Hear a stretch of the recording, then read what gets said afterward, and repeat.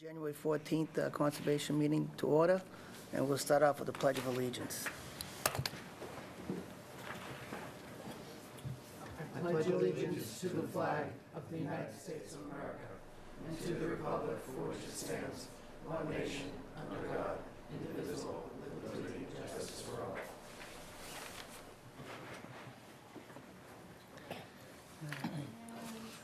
First order of business is the approval of minutes for 11/5. I read them and reviewed them. Do we need a motion? I move to approve the minutes of 11/5/14. Second. All those in favor say aye. Aye. Opposed? And that's unanimous. And read for 242-1638, 100 Willow Street.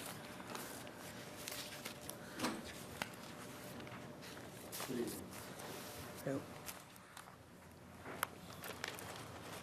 So just to move things along, I reviewed the wetland lighting with Mr. Manuel. We did make a change to one flag. Thank you. As you're probably aware, it's quite wet out there. There's actually some standing water in the upland. Lots of wetland vegetation in the upland. So the majority of the delineation was reviewed based on soils, and we did a lot of re-augering. I'm sure Bill did a lot of augering the first time around, but we did a lot of re-augering to confirm the line is what it is. And with that, I'll turn it over to Bill. Okay. My name is Bill Manuel from Wetlands and Land Management in Danvers. The owners at 100 Willow Street endeavored to expand their building and their parking to facilitate the building operations. So they asked me to flag the wetlands and have them verified. So as Jen said, Oh, I'm sorry, we opened this too, right? Because this is a continued hearing. Yes. So just wanted to, sorry. Yep.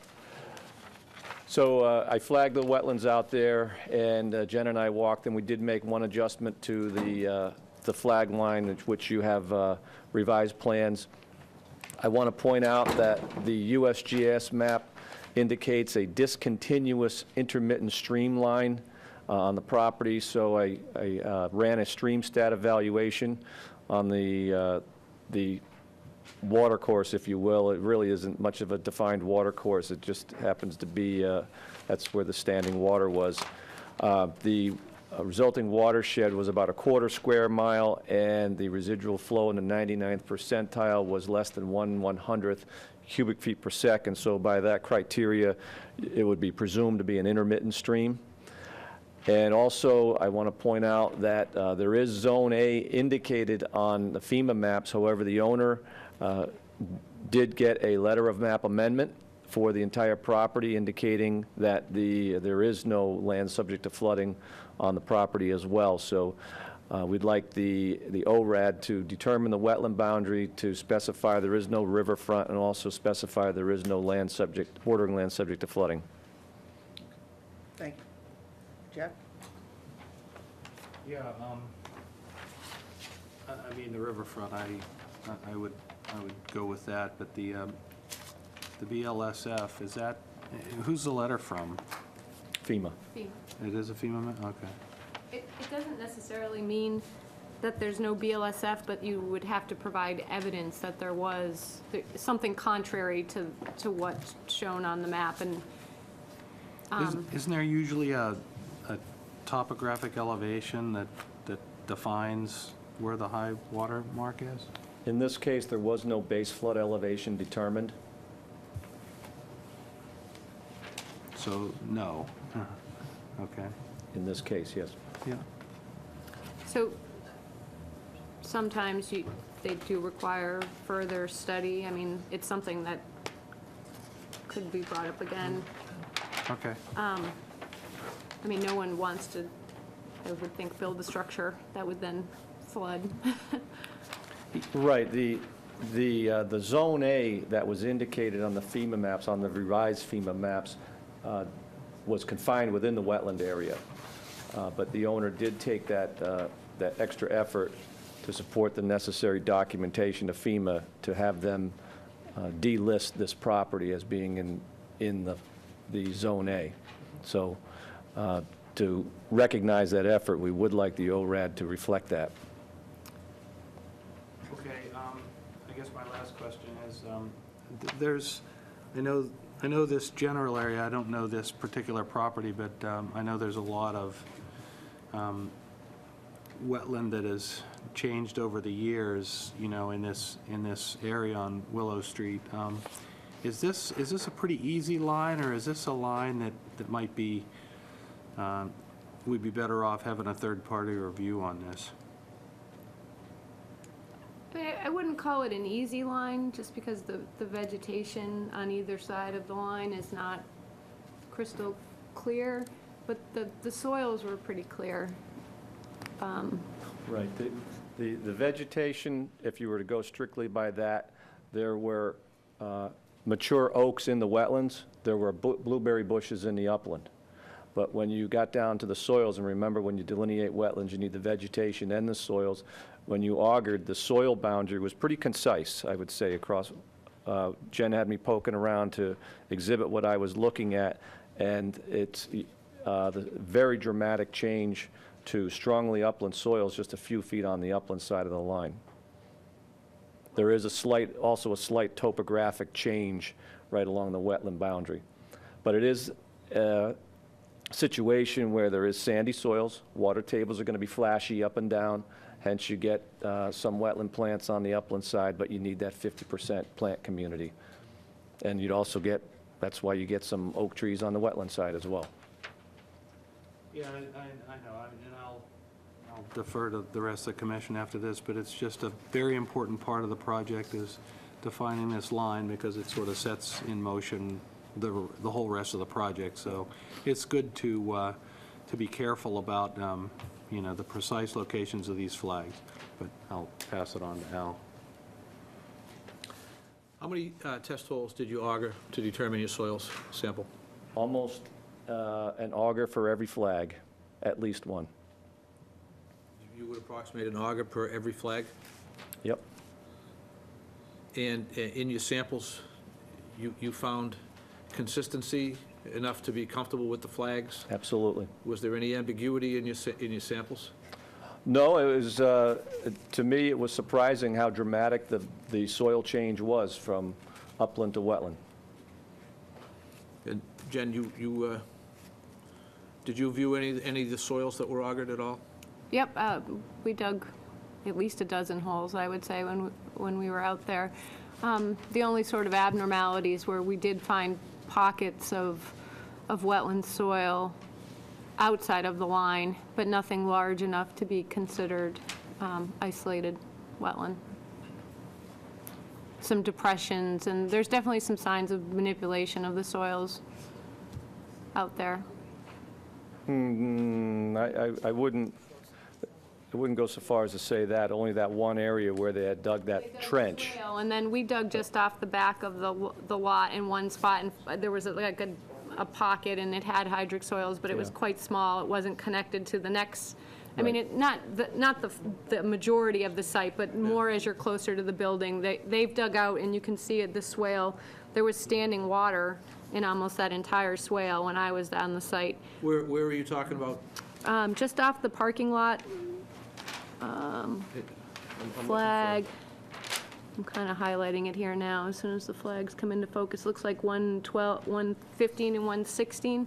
for- Okay. There was standing water on the upside of that swale when we were out there. Right. So that swale runs from, The parking lot.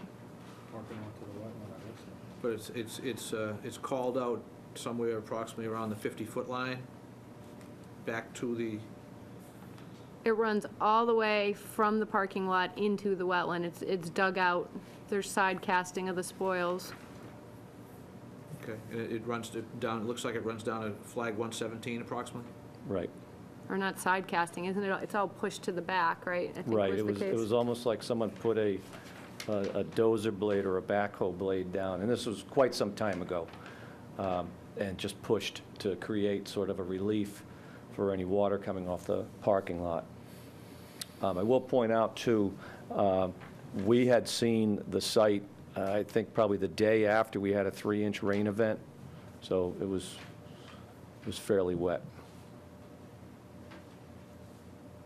Okay, good for now. I have no questions. I don't, like I said, as long as you're comfortable with the line, because when they come before us with the NOI, then we would have a better idea on the grades and stormwater, and, but as long as you're comfortable with the line, I have no questions. Deb? Just for Jen, the evidence that was provided to delist Zone A, are you, do you accept that? Oh, yeah, well, there is no not accepting their letter of map amendment. It does take them out of the Zone A. Okay. But you're satisfied with that ruling? Yeah, I think the definition of BLSF is different than Zone A, though. Okay. I didn't see evidence of flooding out there, but evidence of flooding can still put BLSF on the property if someone were to come forth with that evidence. I didn't see any, but I only spent one day on the property. I don't have any experience with flooding in that particular area or know of any past history of flooding in that area. But I have written the ORAD to say portions of the property are shown in Zone A on FEMA map number, and I list the number. A letter of map amendment at Loma, determination document dated August 14, 2014 was submitted showing the site does not, I should say, no longer falls within the Zone A. Thank you. In order to get the letter from FEMA, you'd have to provide proof to FEMA. I don't know what they provided to FEMA. Lots of people will do an elevation certificate Yeah, I wasn't involved in to that get part of it. themselves out. I don't know what was provided. We weren't supplied with the documentation, just the letter. In order to get the letter from FEMA, you have to provide them with evidence that it's not within the floodplain as they depict it. The only thing that kind of made me second guess any of this was a plan note that the engineer or somebody put on here that said, this site plan by no means constitutes a FEMA flood certification, a FEMA elevation certificate for the determination of flood insurance. Additional field survey and other work may be required by others for such a certification. Right, that's a standard That's- CYA. Okay. In other words, it's not a flood cert, Right. Why not? because in order to do a flood certification, that's a surveyor's document, and what they need to do is actually survey the ground floor of the building where the mechanicals are and specify that it's a certain elevation in relation to the floodplain, and that's what, this document does not do that. That's why the disclaimer's on there. Certification for the building. And that's, okay, I can understand that now, that's not an issue. The whole thing is whether or not the property is within a floodplain. If FEMA's saying it isn't, then they must be satisfied that it isn't and been shown proof that it isn't. Otherwise, they wouldn't certify. You know, the FEMA maps are the basis for a lot of what we rely on for the Wetlands Protection Act, so, you know, that's why we went and got the letter of map amendment. If you didn't apply for the letter, No, I did not. the applicant did. Right. And he must have used some engineer or somebody to do it for him. When was that done, would you say? When was that, letter of map amendment? August 14th. Of this year? This year. So is there any reason why we don't have that information? I don't have the information. All I got was the Loma. So All you that's- need that's is what that. we got. Or You that's don't what need the actually second they case provided FEMA. us with. Right.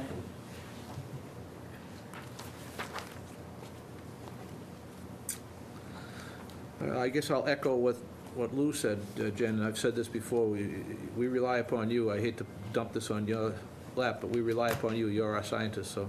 Yep, no, and I reviewed it, and I agree with the delineation. I don't have problems with the delineation, and, you know, it's just a very wet site. There's clearly, I guess where this puts me in a hard spot is, under the Wetlands Protection Act, you can delineate by vegetation and signs of hydrology. So there were spots on this site where, by vegetation and hydrology, you probably could have hung flags higher. But when you auger in those spots, and we've kind of been more of a soils-based commission than a vegetation commission, they're clearly upland soils. To me, if you look at the the line that they have there, I mean, they're planning on putting in a building in addition. I mean, they're gonna be in the, probably in the 50 and probably inside the 50, depending on what type. So, I mean, there's gonna be Yeah. a lot of give and take on this No, project. I do, I see it, and it's not lost on me, I just, you know, we all understand, once we validate the line, we live and die by that line. So I just want to be sure that we're doing our diligence to validate the line, and if we have the scientific evidence, you know. Yeah, unfortunately, most of us here are very familiar with the Willows area, and it's wet. So when a project comes before us, we kind of like try and pay a little bit more attention to than we Right. normally would. Yeah, we've historically seen the place flood everywhere. So when we hear contradictory evidence to something that we've been seeing our entire lives, we naturally question it. Well, I think it will be very difficult for them to do stormwater management here. I mean, the site next door, the catch basin surcharge in a heavy rain. So, I mean, we know the groundwater's high. Right. It just means, you know, doesn't change the delineation. And there's no evaluation here of groundwater anyway. No. They're just simply talking about BLSF and floodplain, is my understanding, what we're hearing. And the BVW line. And BVW, which... And the riverfront, lack of. Yeah, no, thank you. Where of, and I'm just not completely oriented on Oh, where it I is. have a- Where does Mosquito Brook cross? Not here. Not here, okay. It's got a locus somewhere. Yeah, I just, So you come in, if you're familiar with the site, when you come into Willows, Right. it'd be on the left-hand side as you drive in? I believe it's the second building. You go around the bend, and I believe it's the second It's on building. the- Yeah, I it's got on it. the inner circle? yeah, This no, is I got it. Right next door to Dow Chemical. Gotcha. Okay. Okay, yep. Okay. Well, I know where it is. It's the outside circle. Is everybody comfortable? We make a motion? Any more questions? No questions. Motion? No questions.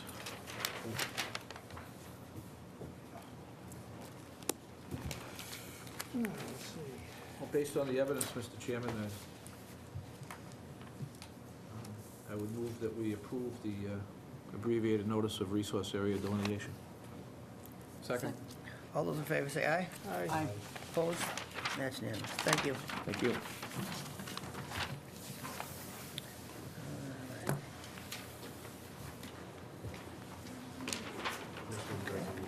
Next one is 242-1641, 100 Great Pond Road.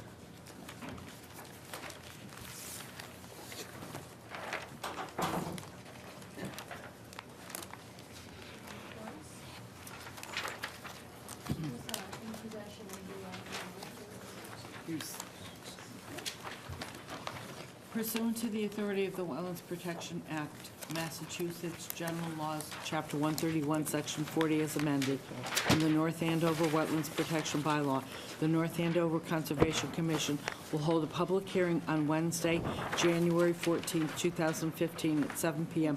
in the Town Hall Meeting Room, second floor, located at 120 Main Street, North Andover, Mass, for the filing of an abbreviated notice of resource area delineation by John Niceforo for the purpose of the confirmation of a wetland resource area boundary delineation at 100 Great Pond Road, map 96, parcel 3. No activities are proposed under this filing. Plans are available at the Conservation Office, 1600 Osgood Street, Suite 2035, by Louis Napoli, Chairman, NACC. Thank you, Dick. Okay. Heidi reviewed this delineation. Let me just get to our plan here. Oh, so many plans.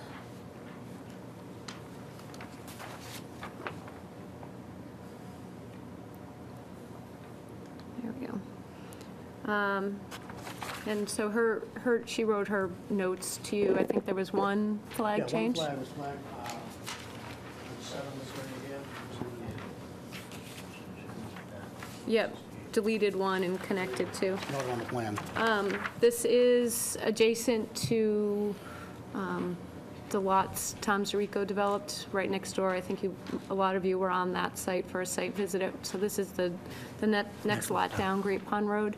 The delineation lined up pretty close to Yeah, what... it was the same wetland scientist did both sites. Right, the flags don't match up property line to property line, but I think Heidi said she was comfortable. The other line might have been a little on the high side, and this one was probably a little more accurate, but for the most part, it all matches up. And there's no prior filing, I don't think, No. on this property. So that tennis court, I'm Well, it's been not there for a sure long whether it's a time. violation or not, but it's been there for quite a long time.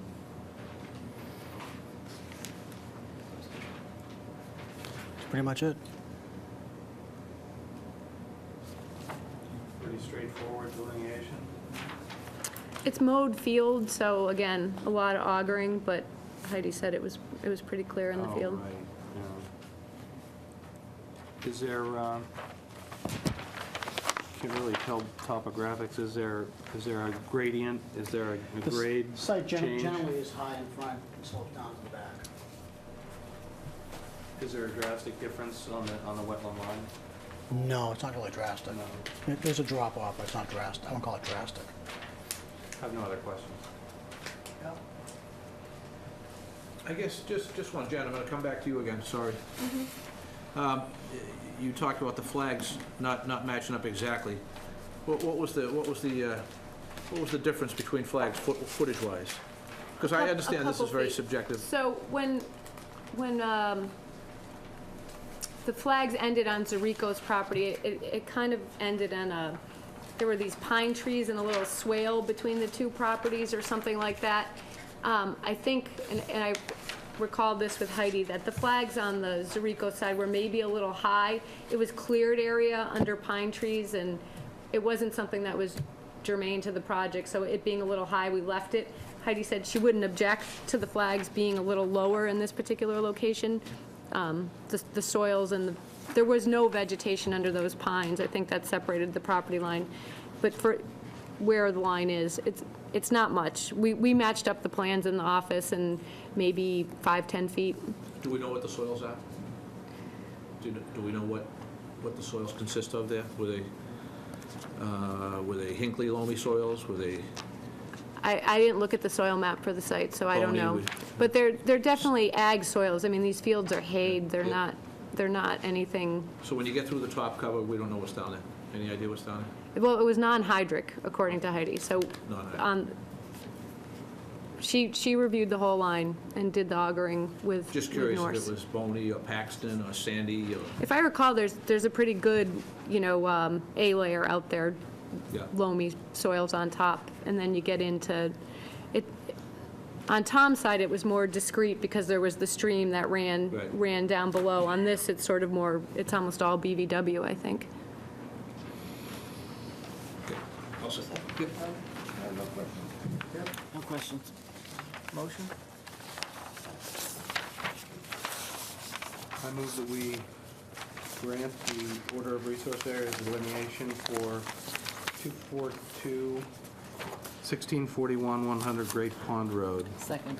All those in favor say aye. Aye. Opposed? That's unanimous. Okay, thank you. Thank you.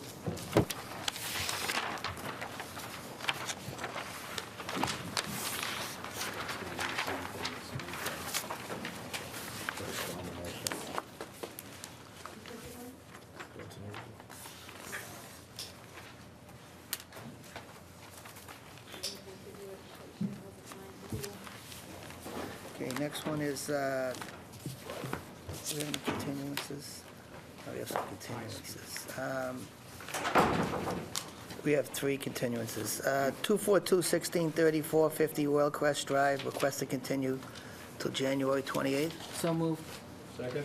All those in favor say aye. Aye. Opposed? And that's unanimous. 242-1635-50 Royal Crest, request to continue till January 28th. So moved. Second? All those in favor say aye. Aye. Opposed, and that's unanimous. And the last one is 242-1639-351 Willow Street, request to continue to January 28th. So moved. Second?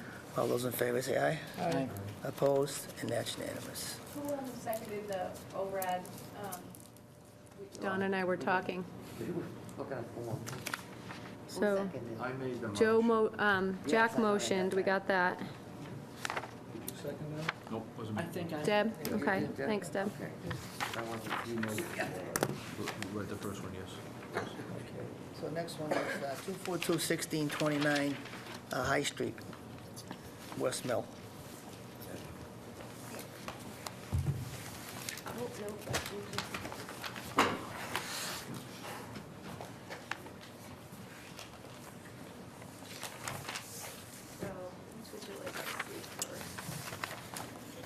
I don't even know what, well, now that it's ordered them this way, it's hard for me to find them.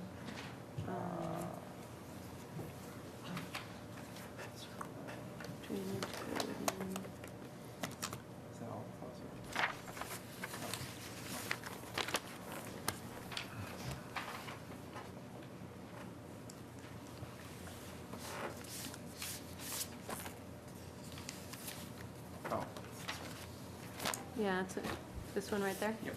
Okay.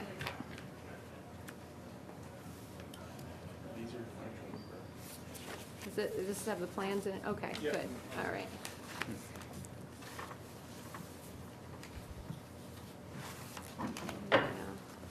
You can just let me know when, next slide or whatever. I'm David Steinberg from RCG LLC, representing the applicant, RCG West Mill NA LLC. We haven't been here in a little while, so just sort of want to run through a status update. We were last here back in October, and we presented the plan of taking part of a building down on the West Mill campus and opening that up for parking and landscaping. And it's a relatively complex project, so since then, we've been going back and forth with Jennifer and Lisa, trying to clarify some technical points, make some changes to the plan that were more favorable and compliant. We continued to do some work with the planning board, more on issues of use, and they were happy with the site plan as it functioned, and we're happy with Lisa's support of our changes. And we're ready to move ahead with that, contingent, of course, on your approval. And I think we've gotten verbal confirmation from Lisa that everything we've done now should be compliant with the, what would be favorable to the, Email, which I Should- forwarded to okay. them, and they have. all right, so if we can just go to the next slide, Jennifer. This is just an overview of the plan as proposed. There's nothing big that's changed on this. There've been, if we zoomed in on a couple areas, and we have John Ford from Horsley Witten here to walk through technically some of what those changes have been. But essentially, it's removing about 45,000 square feet of the manufacturing building that Schneider Electric built in 1994, I think was the year. And replacing it with about 120 parking spaces, new circulation around the site, and a number of measures for stormwater, to improve stormwater management across the site, and improve conditions along the bank of Osgood Pond there. And so we, if you go to the next slide, Jennifer, we've highlighted some of the more significant changes since the last time we were here, including revising grading in several areas on the site to improve stormwater management.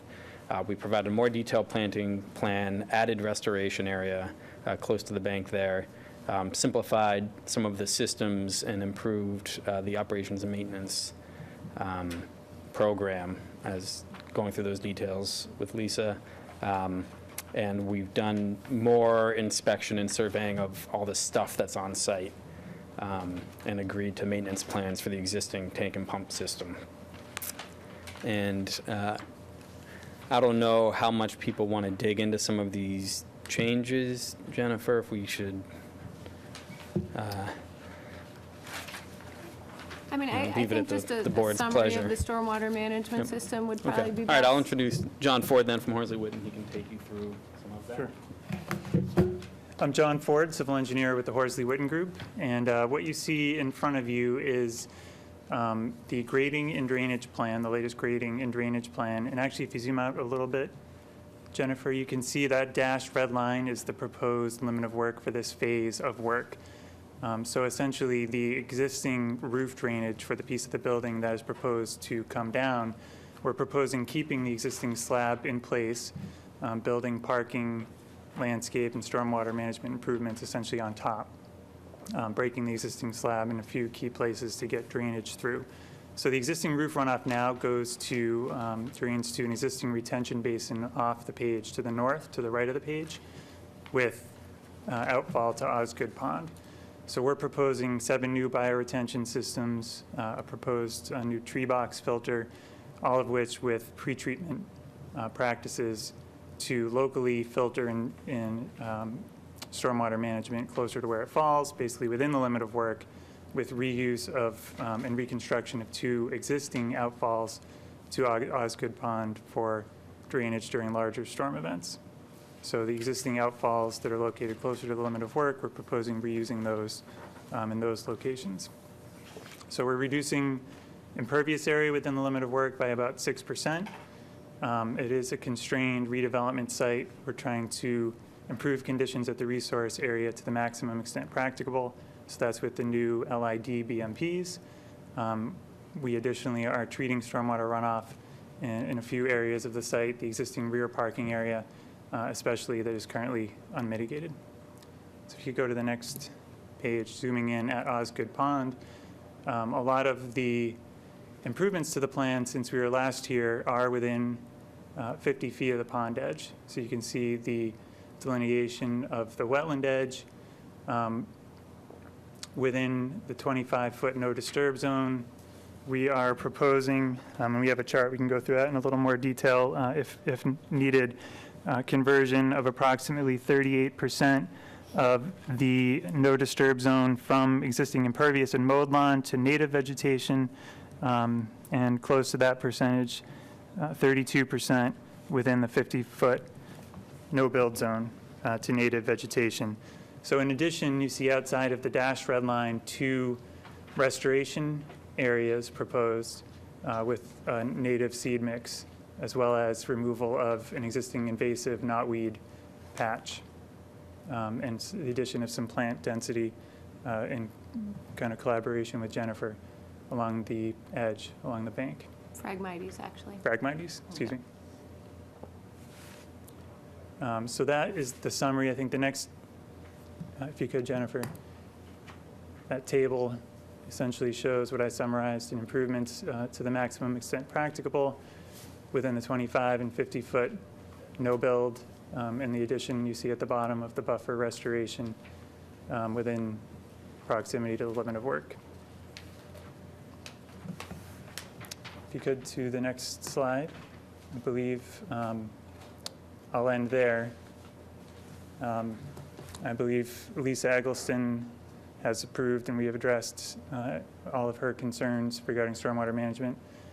And I believe yours as well, Jennifer, in kind of going back and forth and make sure the O&M plan is properly tied to our stormwater BMPs. I think the only thing she left to be conditioned, and maybe you want to talk about it, the pump and the Yes. underground detention. If you could go back actually to the grading and drainage plan, that one. There is an existing stormwater tank in the loop area. So that's kind of the green space where the permeable parking spaces and bioretention were recently constructed. There is an existing stormwater holding tank that's pumped up to the existing twin 60-inch culverts, which are those 2 gray lines going through the center of the parking lot. So we did have members of Horsley Witten Group inspect that system last week. It certainly is in the applicant's best interest to have that tank working and not flooding. There are 2 existing pumps, and testing revealed one of those 2 pumps is not working. There is a control panel within the building so that they can be managed, monitored, and tested. They are not connected to generator power, so our recommendations are to get the other pump working and to connect to generator power. But essentially, the tank now is working as intended. We just need to add, we recommend adding a level of redundancy there. So I believe the condition was to get that system inspected into proper working order, and we have much greater level of detail on that at the moment.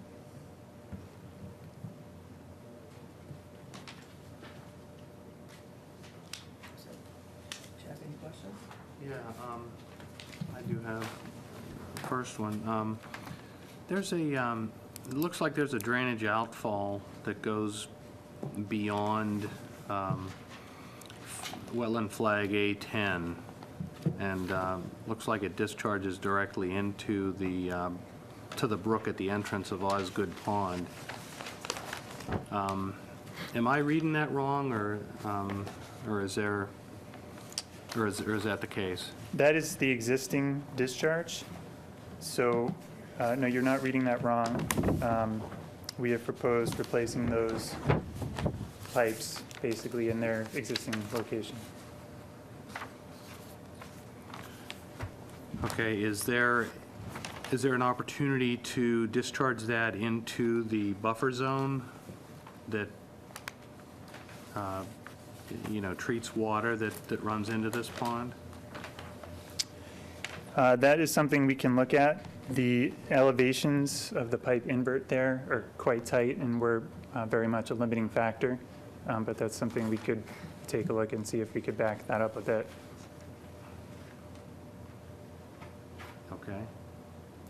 I think it would be somewhat difficult to back that up. I know. It looks, it's very tight, and I can see that, and it looks like you've got a head wall near elevation 82 up there, where the brook discharges into the pond, but it looks like there may be an opportunity to, I don't know if it can be diverted in the northward direction, right near where it discharges, it looks like into a treatment area. Our original intent was to minimize disturbance by limiting the pipe, the new pipe, to where the existing pipe was. Yep. Is he talking about over here, though? I understand. It's kind of a question of lesser of two evils. isn't it? Exactly right.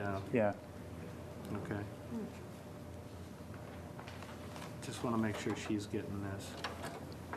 Yeah, I'm trying, the plan is Whoop. looks funky, so, That, so,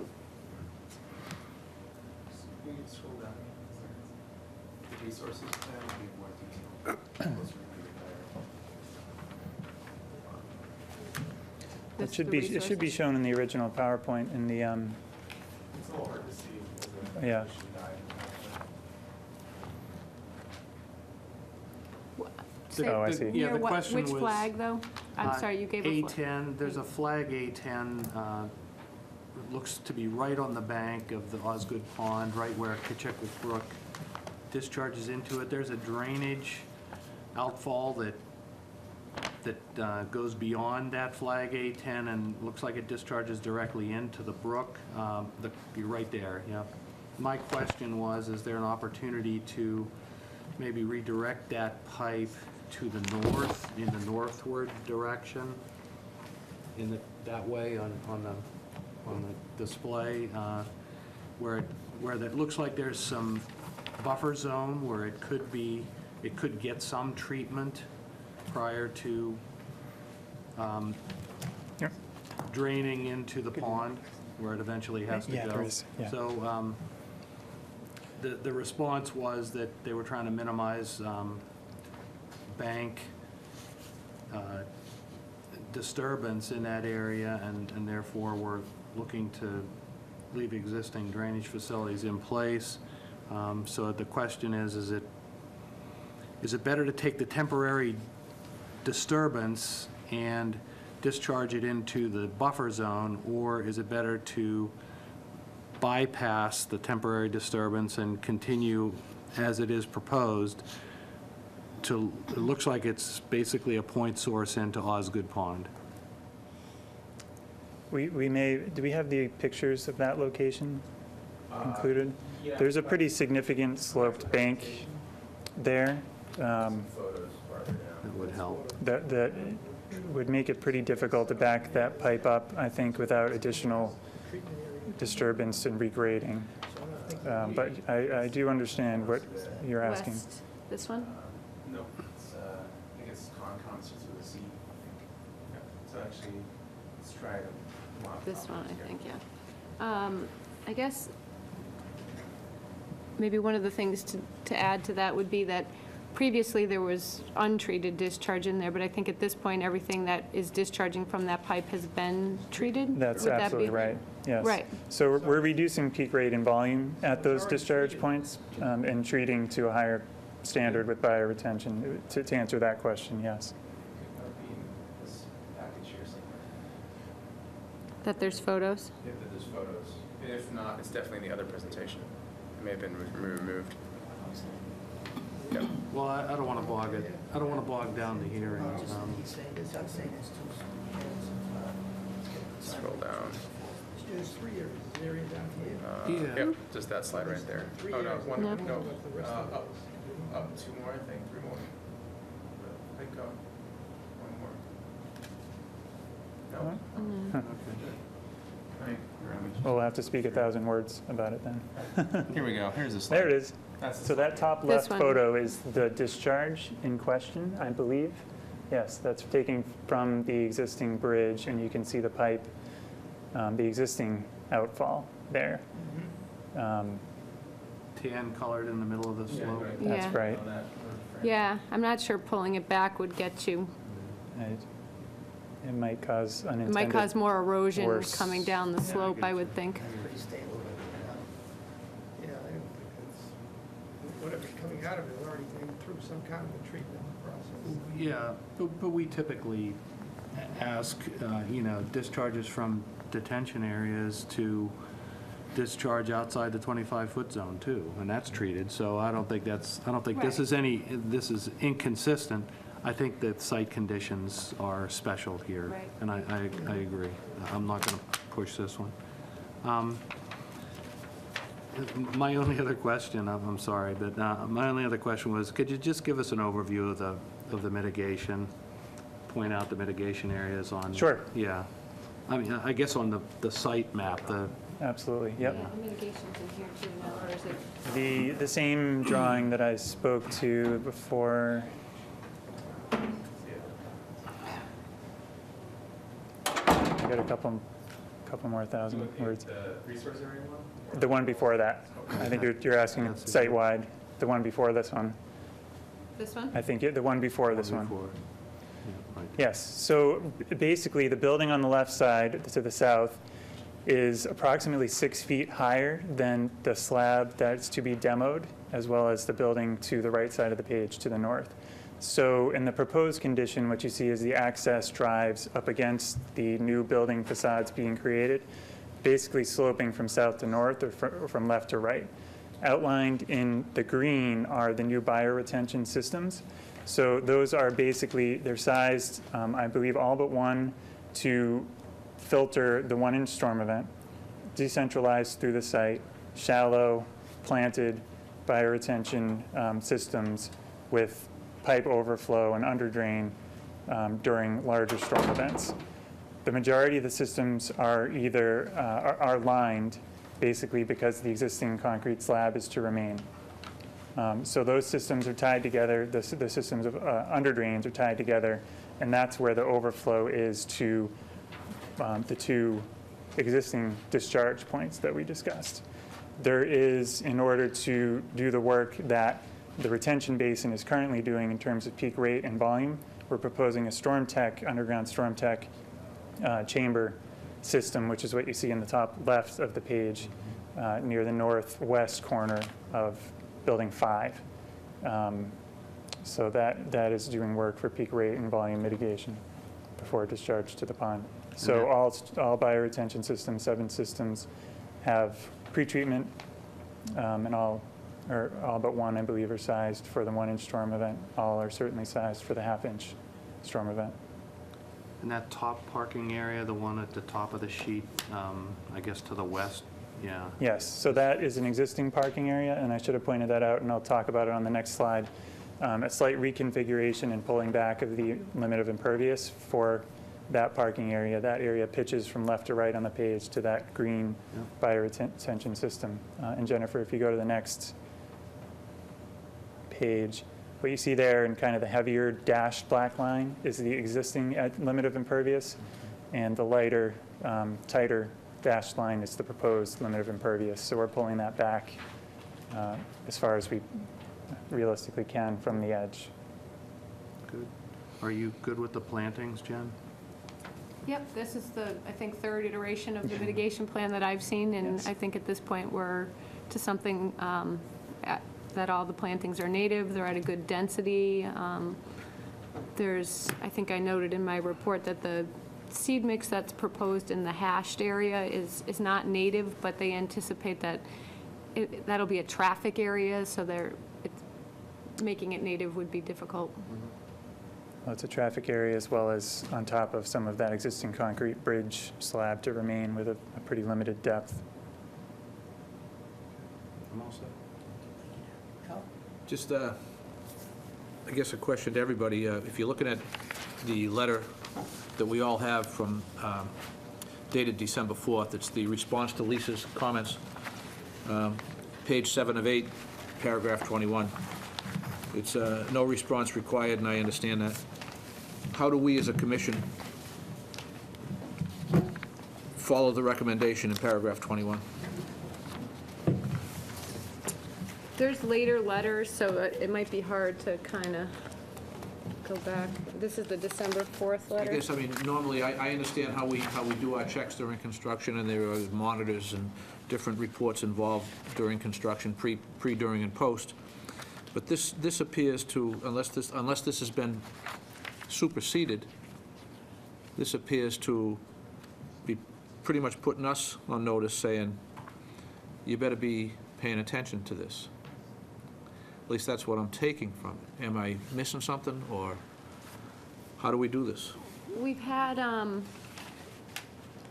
something similar happened at both Merrimack Condos and Butcher Boy, Yeah. although the Butcher Boy system was, the Pentucket Bank was outside of jurisdiction. But in those cases, they required, I think, sort of letters during the installation process from the site engineer, not an outside, a third party, but from the engineer who's basically certifying the work on site Yeah. during construction, to say, you know, that during construction weekly, these things were checked and installed properly. Yeah, I hear you, and I've seen that. It's the first time I've seen Lisa give us an instruction that specific. She did the same, actually, on the Pentucket Bank, and they actually Did I miss that one? I guess I must have yeah, missed that one. and Okay. there too, I think the grade in the drainage system was so, ever so slight that getting positive drainage was a big concern. And so there, I remember they had a table on their proposed plan of, you know, what the grade needed to be coming out of each of those structures. I don't think that's quite the case here. It started pretty tight, and at the time of that letter, we've made changes since, actually, to specifically address some of those concerns. I know you're asking a bigger picture question, but Well- we have increased the tolerance on the drainage line that was the tightest here in order to help address that, because that's certainly in our best interest Sure. as well, that gets The way installed we've properly. Gone about it is to have Lisa draft the condition that goes in the order as to how she sees it. Well, one to be- of the ways, I mean, and I'm going to not make this last very long, one of the ways we handled previous type issues on different projects was, for example, when the first time we had to require an applicant to move a house because of the oops on the foundation, we then came up with a condition that required before the foundation was even poured, to have the stakes in place and measured, and the setbacks measured prior to digging and prior to the installation of forms, so we didn't have accidental foundations being poured. This is a different, I understand, but perhaps the same type of concern could be conditioned with respect to some of the critical items that are referred to in this paragraph, where there could be some checking by a monitor or by staff or both prior to actions being taken, so that we don't end up with an accident later on say, look, you know, we missed, this happened, we didn't mean it, and you understand what I'm saying? I'm looking for an ounce of prevention. Right, this isn't gonna be anything that I'd be capable of inspecting or certifying, so I think we So- really do have to rely on the developer's engineer to be certifying in the field, and I mean, So do we require, do we condition a monitor specific to different disciplines that are going to take place on the project, that we might consider to be of critical concern? Do we have a monitor, and we have a shopping list, the monitor will be present and report daily on the following actions? What do you think about that? I can ask Lisa if she thinks that there's, for the construction of any specific structure or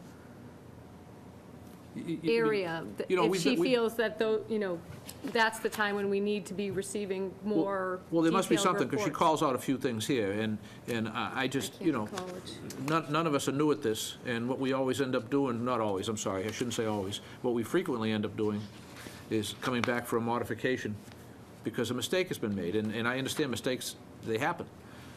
I'm trying to prevent them. Yeah, and she does say require rigorous oversight during the construction of this project by the design engineer, so she doesn't mean for it to be third party or somebody else. Okay, so then we should take that to heart, and we should, in the order of conditions, outline what we want the design engineer to do, when we want that engineer to do it, and how we want it reported back to us. So Okay. that it doesn't, something doesn't happen on a Monday, and we find out 3 weeks from now. Well, the thing we could do too is if they're gonna do a construction phasing, you know, we can highlight the critical areas that we. I mean, I'm just- Instead of making an overview, it costs them a fortune of a. Not trying to do that. I'm not- But the critical areas that, Yeah, no, in the no, construction, at least you could review and then condition it that way. that's what I'm talking about. I'm not trying to be punitive. I'm trying to prevent a problem from occurring and then us having to correct it later. I'm absolutely not trying to be punitive. I simply want to point out that she took the time to identify areas that are of critical concern. Let's us not ignore that. Right. If I may, on this project specifically, I think Lisa and I went back and forth on a very specific piece of the design that is to that level of tolerance, that we did make changes as we went to improve the level of comfort, but that might be relatively easily identified as the area of focus here. Okay. All right, that, Well, perhaps during the construction phasing, have a benchmark, a milestone in the project plan that says certification of drainage inverts and elevations. That what would be expected is a letter based on field measurements that, you know, indeed the elevations are correct as designed. I think that, does that sound like what she's asking for? well, I'm asking for what Lisa is recommending. She basically says, if approved, I recommend that the boards require rigorous oversight during the construction of this project by the design engineer, identify a process by which any circumstances requiring adjustment of the design during construction would be brought to the attention of the boards or their designees for their approval, and require the as-built plans and engineer certification that the drainage design has been constructed and is functioning in strict accordance with the approved design. So Lisa must feel that there are some points, There's not much give and take. that's what I'm taking from it. What So, you're gonna need to do is have the design engineer physically lay out the work for the contractor. Not have the contractor in his own, whoever, determine the elevations in the field. Let the engineer set them, and the contractor build to them. And then the engineer can certify that, yes, it was done correctly. Now, if they run into a problem, then he can say, wait a minute, folks, we got a problem here. How do we resolve it? That way it can be brought to our attention, and it can be dealt with at that time. that's exactly what I'm looking for. Because, like I said, on occasion, things happen that we have to correct later on that can't be corrected because it's too late. Well, and Yeah. oftentimes, the engineer will come in after the fact, take his measurements, and he says, well, no, this is not in accordance with the plan, there's some adjustments here. If there's plenty of room, wiggle room, it probably is not a problem. But if everything is very tight, tolerances are very tight, then we could have a problem. And I'm sure if all the pipes are laid, no one wants to dig them all up again and relay them. So it needs to be, So you I know, so probably it's a situation where we don't rely on the contractor to set his own elevations and let the design engineer who understands the design set them in the field and say, this is what you gotta meet. Now, if you're, then the contractor can say, I got a problem meeting those. Now, how do we deal with it? And that way we're dealing with it up front rather than later on. So we have to craft a condition that kind of says that. Yeah, I mean, I think so, because if I'm understanding the recommendation that we have here, it's something that she's saying we should deal with in real time. So we want to know, Lisa will help me with that. Okay. She's done it before, and she'll do it again. She That's- did it on Merrimack, and she did it on okay, Pentucket Bank. I'm that's sure all we I can- ask, that's all I ask. I don't want a year from now to be doing a modification because something fell through the cracks. There's no room for modifications on this project. Well, Well, no, my but being point, forced to see, accept see, something my that point you, exactly, we will end up at a COC hearing prevent. with a letter of exceptions, looking for a certificate of compliance, and we could end up with a letter of one exception, no exceptions, or 25 of them. That's uncomfortable. We all know that, right? Right. None of us like that, so, okay, all set, thanks. No more. I just have two questions, and one of them is funny that it reflects part of Lisa's comment on 21. The original rain gardens that are on High Street didn't function, or if they did, not properly. Has that been adjusted to incorporate into this project here? We did review essentially how that would factor into the drainage design we did for our phase of work. I'm not the design engineer for those improvements, so I can't speak specifically to, Dave probably could, but to the process on the review of that work.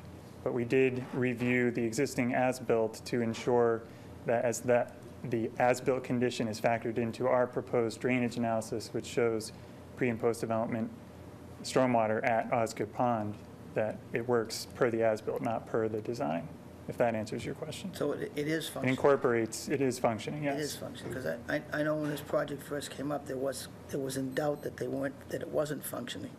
Well, we reviewed that, and it's our opinion the permeable pavement is functioning as is, and the bioretention is an additional element, and that was part of the discussion, I understand. But we modeled our drainage assuming the current condition as built. Okay, that's fine. And the other question is the tank. The tank is, how old is the tank? I would date to the construction of the manufacturing building in the 1990s. I don't have the exact year of it, but So it's made of steel? it's It's a concrete tank. Yeah, we had our engineer review it last week, and it's in good condition. Good condition. Do they have is there a longevity time limit on this? Do they have an idea it's going to last another 5 years, or going to last 2 years, or 50 years, or? I don't know if I could put a number on it, but based on a review of it being in good condition, I'd say Okay, it's, because, I mean, that's a pretty, if that was to fail, that would be a, I think our review to that extent really focused on making sure those pumps are both properly working, and Okay. one is. We want to just make sure that backup is as well. but somebody's been in it somebody's checked the tank that it is solid? Yes. Okay, thank you. Deb? No questions. All right, so do we, so we need a motion, right? Everything's in place, right? Jen, you all set with this? I think we're there. Any butters? Are there any abutters to this project here? Mr. Chairman, I move that we close and issue in 21 days. Second. All those in favor say aye. Aye. Opposed? And that's unanimous. Thank you. Thank you.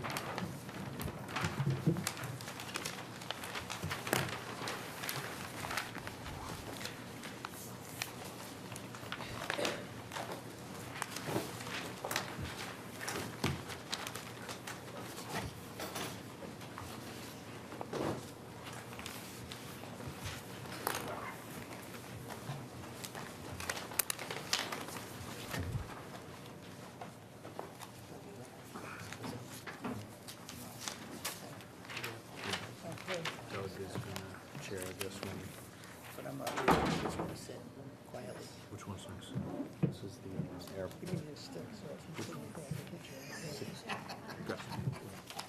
I think Doug, you're chairing this portion. Yeah, of the meeting. Doug's chairing this one.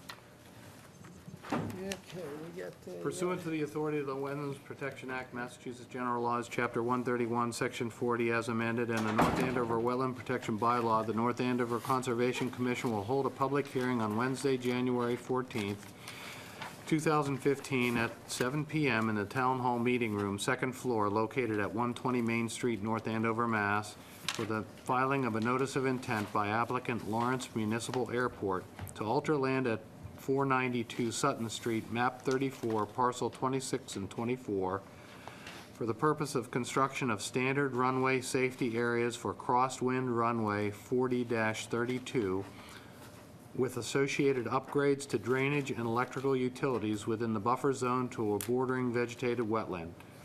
Plans are available at the Conservation Office, 1600 Osgood Street, Suite 2035, by Louis Napoli, Chairman. Thank you, Jeff. okay. Is that the project? Sure. Good evening. My name is Randy Christensen. I'm an environmental scientist with Stantec Consulting Services. We're the consultant of record for Lawrence Municipal Airport.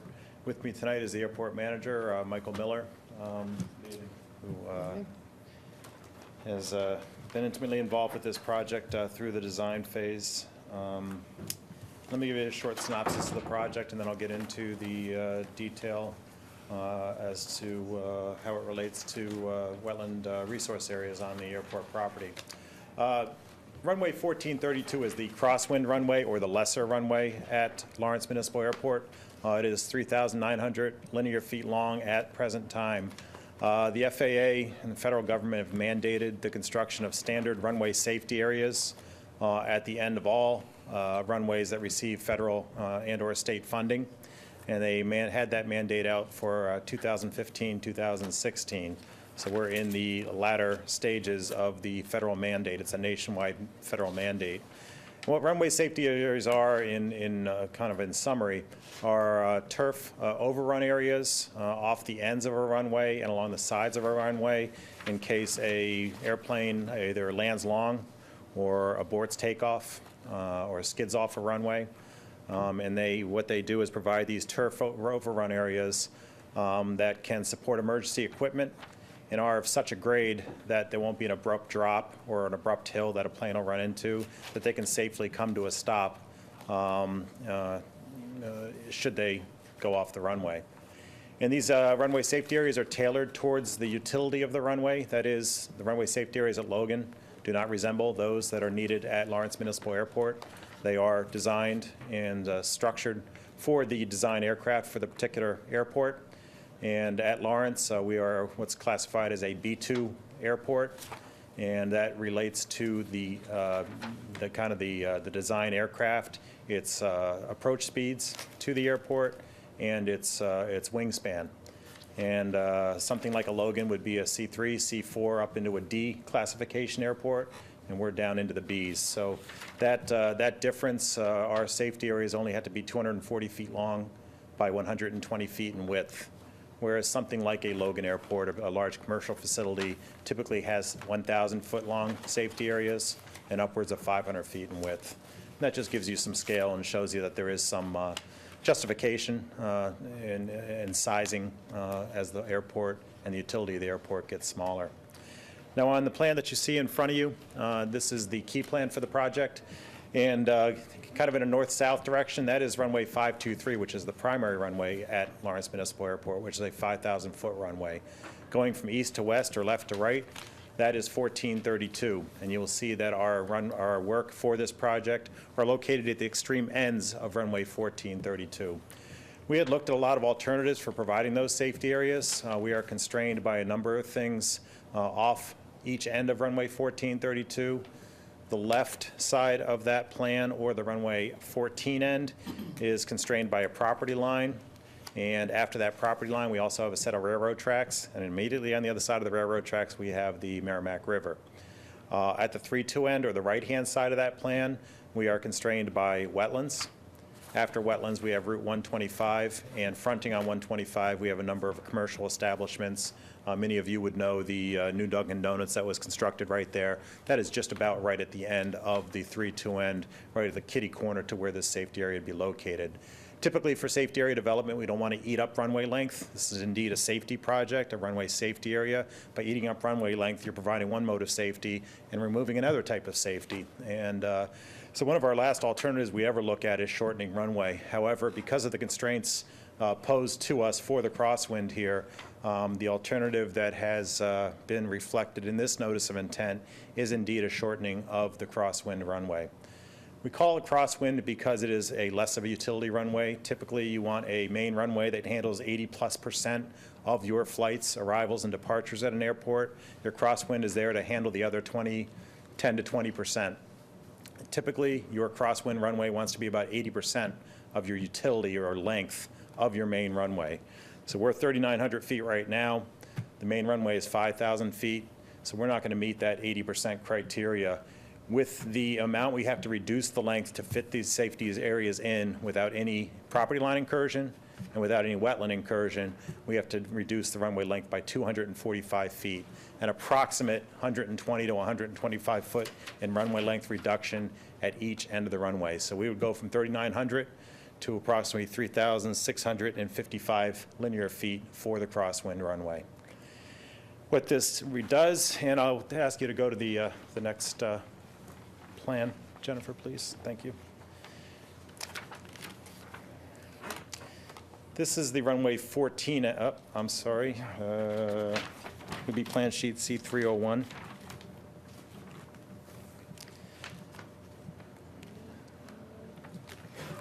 And I provided 11 by 17s in the rear of each of your notice of intent copies to look at as well.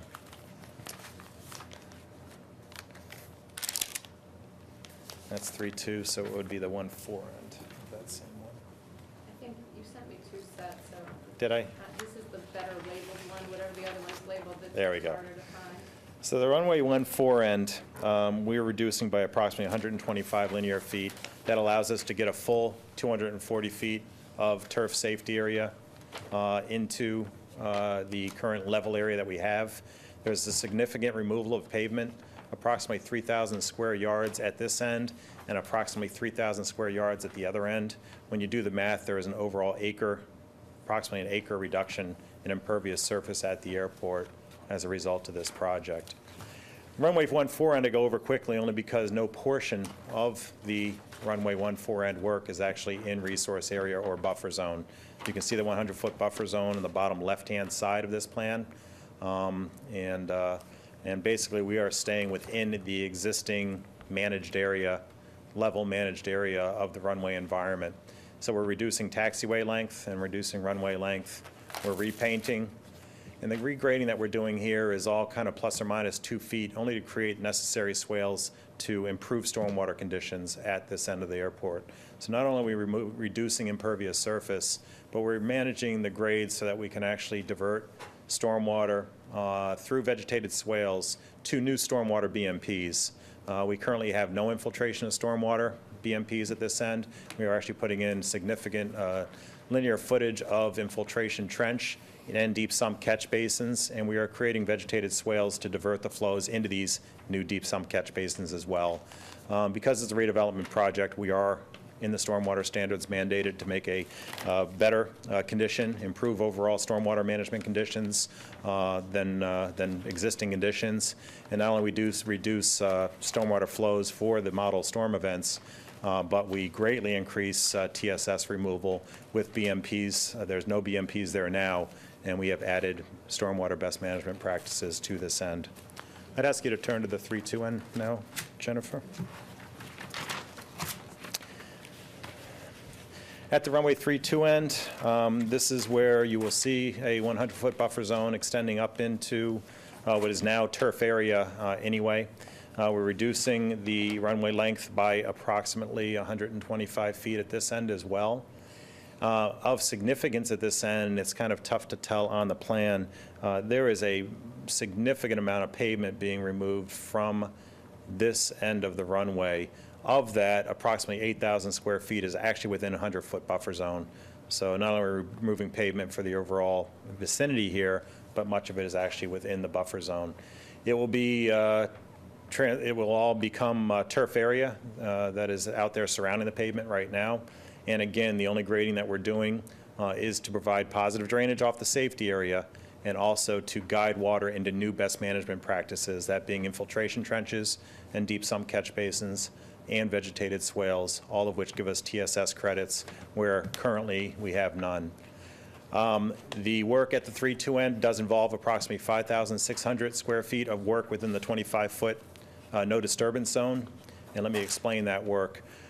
We have grading criteria for the safety area that we are mandated to meet in the FAA design criteria. And the FAA design criteria require that we do shed water off of our safety area with very minor grades, 5% or less. And so what we have managed to do is take an extreme abrupt fill slope that borders our wetlands here at the runway end, taken that slope, removed its abruptness, and made a constant slope all the way up into our new runway end. What this does is slows overland flows to the wetland boundary and allows us to get our safety, runway safety area grades through this new area. It also allows us to grade off the soils a foot or two here and there to manage the stormwater and get it into our stormwater utilities. The offset of being allowed to work in that 25-foot zone is the overall net reduction of impervious surface, which is a net betterment for the wetlands at this end, and the inclusion of all those stormwater BMPs that I mentioned before. The changes that have been discussed in the field with Jennifer is an upgrade of our erosion control right at the wetland boundary. We had fiber rolls with stake hay bales in place, and it's thought that the combination silt fence hay bales would do a better job in this particular location. We have also added a soil tackifier to the hydroseed mix for this end. So in addition to your regular fiber mulch, your typical hydroseed mix, we are going the extra mile and including a soil tackifier in that hydroseed mix. It's basically a soil glue that really holds everything together during the germination period, since we are working quite close to the wetland boundary here with grading. But there's anything that we are doing in the 25-foot buffer is turf currently and will be restored as turf. There is no change in cover type in that work area. So there is no direct impacts to any wetlands or wetland resource areas with this project. Our incursion into the 25-foot 25-foot buffer zone is detailed in the notice of intent, but overall there is a good net benefit to the wetlands resulting from the work with that net reduction in impervious surface in this area. So as we are done, it is slated for a 2015 construction. We are doing it during the growing season, so there is no disturbance here that is going to go over a winter period unstabilized. We anticipate a good May, June type start period, so we can get into the stabilization practices during the meat of the growing season and not have to overwinter with any disturbed soils this close to the wetland boundary. I also believe we reviewed the stormwater report together, Jennifer and I, and the detail for the deep sump catch basins. They did not include oil and gas hoods in the detail that is there now. Jennifer has suggested that they be added, and we've agreed that the addition of oil and gas hoods to those new catch basins is viable and probably very pertinent for this project, and so that detail would need to be changed to reflect that. So with that, I leave it for any questions. Yeah, on the 32 end of the runway, it looks like you're maybe I got this wrong, but it looks like you're filling quite a bit right at the end of that, on the wetland end of it. Right where the safety area, you can see underneath those contours, you can see a steep abrupt slope. Yes. We're taking that steep abrupt slope and we're pushing that out to create a toe a little bit further out, Yeah. so we get our safety area. And the reason being, edge light spacing along a runway are about 125-foot intervals. And so if you do a nice 125-foot chop off, you can avoid having to chase all your electrical system up your runway and modify all those spacing So we needed that little push out there to keep that 125-foot jump. If we go 5 or 10 more feet, we all of a sudden have to chase all of our electric, all of our edge lighting and everything all the way down the runway to create that even spacing again. So that bump out, it removes that abrupt slope, but we do push the toe out approximately 15 more feet from the toe of that slope. It still doesn't go into wetland, but you're right, in that section of 25-foot buffer zone, we do bump that toe out. And basically, there's no more abrupt slope. It just slopes right down and meets existing grade. There's no abrupt drop-off or anything like that. There's no abrupt drop-off? No. Okay. There is one now, and I don't know if Yep. we want to show that picture. I gave them the photos. Okay. Printed them. There's a picture of the 3-2 end that shows a 3/4 to 1 type 8-foot tall slope right now. It's just where they pushed everything and there was just a fill slope. We're basically removing that and having a nice gentle down slope. And if I can point out the one photo. Let me see. That's the Ford. That's it. So there's the slope that exists there right now. It's about 8 foot, about 1-to-1, maybe a little bit steeper than that in places. We're holding the toe along the entire wetland portion and pulling it all the way back up. So we have a constant slope all the way up to the new pavement end, as opposed to flat, flat, flat, and then down. And the grading criteria of safety areas and the FAA design criteria allow us to do that. They allow a 3 to 5% slope from the runway end all the way down. So we use that to our advantage, so we didn't have any steep drop-offs. It's good for the wetlands. We were doing it for a more selfish reason. Why provide a safety area where when he gets 240 feet off, the plane all of a sudden experiences a 6-foot drop. Here, even if he goes more than 240 feet, he actually has a level area where we're not going to lose that aircraft if it should go further. Is the erosion control at the toe of the slope on this end? Yes, it's right at the toe, and that's the one where we're going to have to change it to a combination silt fence and hay bales, but also that soil tackifier for all these slopes in this area. I do a lot of construction management over my 26 years of doing this work, and I've come to accept in certain circumstances avoiding erosion control blankets just because of the tenting effect on a lot of them. And I've come to be a true believer in soil tackifiers, the spray-on soil tackifiers as well. Most of my big projects, we use hydroseed, and these tackifiers are a common addition to the tanks now, and I've seen them in action. I truly believe in them, so it's the reason we've added it to this particular end of the project. Okay. Yeah, just we need to approve the final erosion control design. That's all I have. Al? Thank you. All right, Randy. Oh, yeah. So, talk about the end of 32 first. Sure. Is that the area where we did the conversion, the shrub conversion from trees to shrubs? Am I thinking of a different area, or? For a portion of the wetland over there, no, that was in the vegetation management plan. That was part of the VMP, Yeah. where we took down the trees and reintroduced the lower shrub area. Are we impacting that area, or are you staying out of it? No, we're staying out of that. Staying out of that conversion area? Yeah. So you're up closer to the numbers. You're coming right off the numbers, and then you're in that safety area right off the numbers, heading towards the highway. We are. That is correct. Now, and the safety area is not a structure. It's more of an area. Yep, yep. No, I So got in it. the pictures that you see there, you'll see a lot of turf. Yep. We're just changing the slope of that turf. Yeah. There'll be turf in the finished product, too. We just had to knock it down a little bit, so we didn't end up with that abrupt slope right So down at the end. is this the purpose of this improvement for overruns? Yes. So, as an alternative, have you considered the installation of EMAS beds? Yes, and EMAS beds and EMAS design for B2 runways. And when I say B2, the 240-foot by 120-foot RSA standard that we have here, EMAS designs are not accommodated well at B2 runways, because when you do an EMAS design for this type of aircraft, the EMAS bed becomes about 240 feet itself. That is, EMAS overruns, you'll see like at Worcester, there's one at Logan and another one proposed at Logan. Yeah. For a 1,000-foot safety area, the 1,000-foot by 400-foot safety areas and the 1,000-foot by 500 safety areas, you can shorten those safety area requirements down to 300 feet, down to about 250 feet with EMAS beds.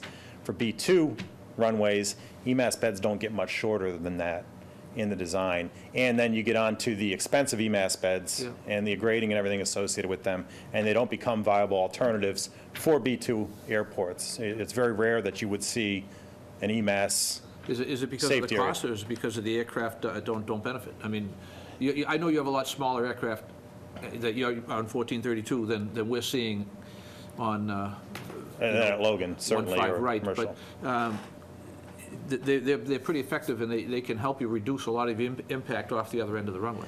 And they are, and there's no doubt, price is definitely a consideration. I Yeah, won't lie to you there. I know they're a big money item. They have to be changed out every 20 years Yeah. at $1 million a pop, et cetera, et cetera. But the fact, what becomes critical for a B2 airport in these shorter RSA requirements is that EMAS beds, between the standard RSA and the EMAS bed, you don't gain much in length at all. You don't. So we're still into, and EMAS beds don't have a slope on them. They have to either be level or go up, and so we would have a Right. problem with grading here as well. Well, they would be up higher on the paved area, and, yeah, they would be stepped. Yeah. But, I mean, I can't imagine you'd need as much of an EMAS bed for what you're using on 1432 here as opposed to what I'm seeing at Logan. At Logan, that one on 1.5, isn't that one like It's on- 360, 400 feet long? It's That on the one still? Winthrop, it's on the Winthrop end, Yeah. the north end of the runway, and it's, basically, it's the longest runway they have. It comes all the way from the harbor to the Winthrop Bay, and it can stop everything right up to an Airbus A380. Yeah. And they drove a fire engine to it 2 days after it was built. And I'm glad you noted it was a fire engine and not a police cruiser. So you don't, there isn't, in other words, I guess my question is, when you're talking about EMAS beds, they don't design an EMAS bed for the smaller aircraft that you're seeing, the G7s and the Cessnas and things that you're... Yeah, we're looking at Cessna 172s, things like that. EMAS becomes really unviable for airports as small as this. When you get into commercial jets and things like that, Yeah. and the problem with doing them at B airports is that you have commercial jets, which are fairly heavy, I mean, but can use 5,000 feet, but all of a sudden, that same EMAS bed, a Cessna 172, which uses this airport a lot, Yeah. doesn't go through the blocks. So he's not heavy enough to puncture the blocks, whereas you're building it for the corporate jets, But the and they 172 are. is not likely the problem child you're having. The problem No. child is going to be the G7, and an EMAS bed will stop the G7. It will. It'll stop it dead, and it'll prevent it from overrunning and taking out buildings and highway and everything else. Now, what I could give you is the length, probable length of an EMAS bed for a B2 runway to compare to this one. Because we weren't directly impacting wetlands, I didn't think it was necessary to Well, I'm investigate that alternative, but Well, I don't want to step outside of my area of expertise. I just didn't know if it would help you stay out of an area. If you had an EMAS bed that was further up the runway or up into the safety area, would it keep you out of the no disturb zone? I don't know. and I can answer that question, but I'd have to get you an exact length of that EMAS bed. I guess if you could, just Okay. if for no other reason, it would be educational for us. All right. Since can do that. since we see you all the time. It's been a while, actually. Yeah, yeah. And as far as the other end, runway 14, no explanation needed there. That's pretty straightforward, so it's the 32 end I was concerned about. And yeah, if you can provide some alternatives data on that. So what I would do, Jennifer, is I do a one-page letter, basically what EMAS is and what a typical design would be for a B2 runway, showing its length compared to the length of safety area that we have Maybe even show here. an overlay on an overlay of an EMAS over what you have proposed on the 32 end. It's no problem. That would be appreciated. And again, we would still have to eat up runway length, and because of the expense of that light changing all the way up and down the runway, we'd still probably be at this 125-foot distance. So I would show it relative to where this new runway end is already, so you can see what it would be relative to the safety area that we are providing, the standard turf one. So I do an overlay on this exact plan. Okay. Okay. All right, thanks. Thanks.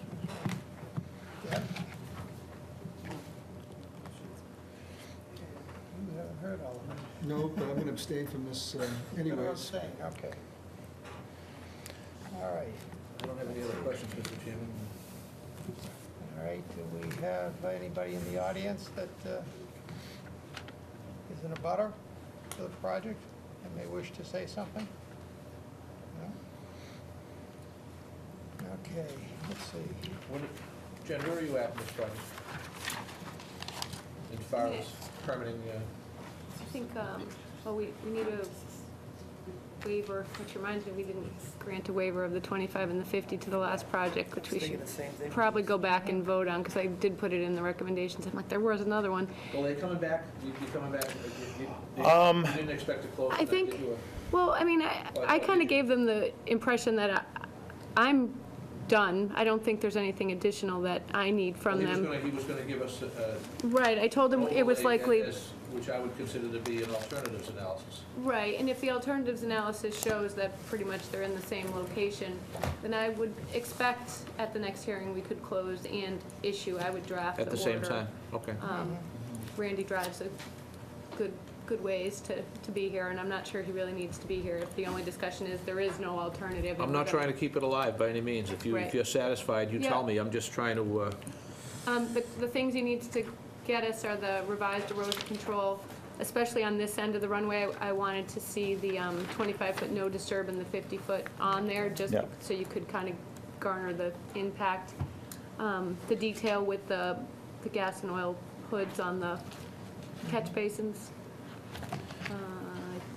I wanted to issue in one whole new plan set with a revision date for the entire thing, so I wanted to make sure I got all comments and did one more plan set as opposed to multiple times. So it sounds like I have that to issue that new plan set. And the earlier I get you that alternative showing the EMAS, the earlier we can all decide what the effort would be for the continued hearing as far as the applicant's part.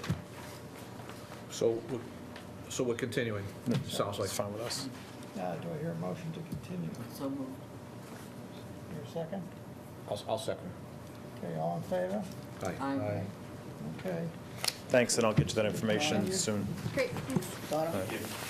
Are these file photos? Yep. Donna? Well, I have them electronically if you want to keep it. No, I'd rather you have them in the hard file. Jen, you want to I let think they're more beneficial in there. Sean and myself? And you notice, Jen, notice.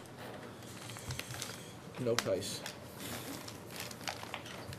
Okay.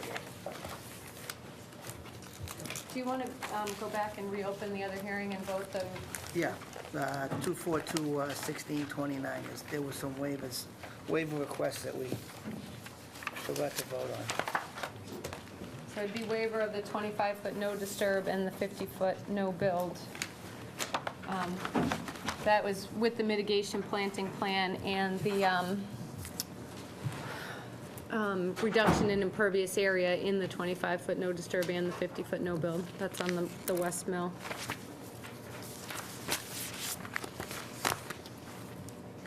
I move that we approve the waivers of the 25-foot and 50-foot setbacks as described for grading and mitigation in those subzones.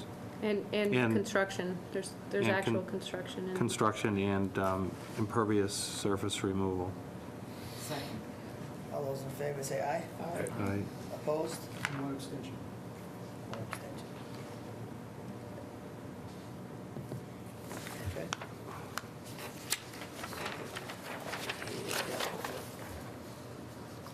So everybody's done there, so now it's, next one's an amendment request for, Yep, that's just close and issue 464, that was Regency Place. He did get me the revised O&M for those new structures. I know Al was concerned about maintenance on those, so we got the revised O&M, which will be in the new order of conditions. any So questions? that was just continued for 3-week meeting. Right. You were talking about that planting plan, was there one? There's a condition in the order for natives. It was the O&M piece. I couldn't quite remember what it is we were waiting for, but it was the O&M piece. Okay. Any questions? Motion? I move that we close 242-1588, 464 Appleton Street, and issue a decision within 21 days. Second. All those in favor say aye. Aye. Opposed? That's unanimous. Next one on the agenda is a COC request for 242-1296 Wally Town Road.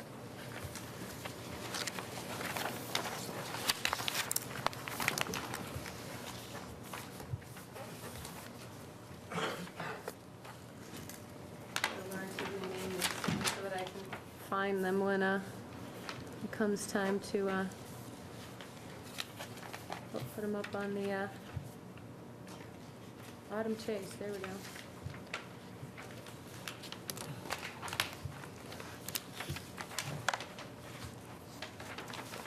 No, this is, that's Regency Place.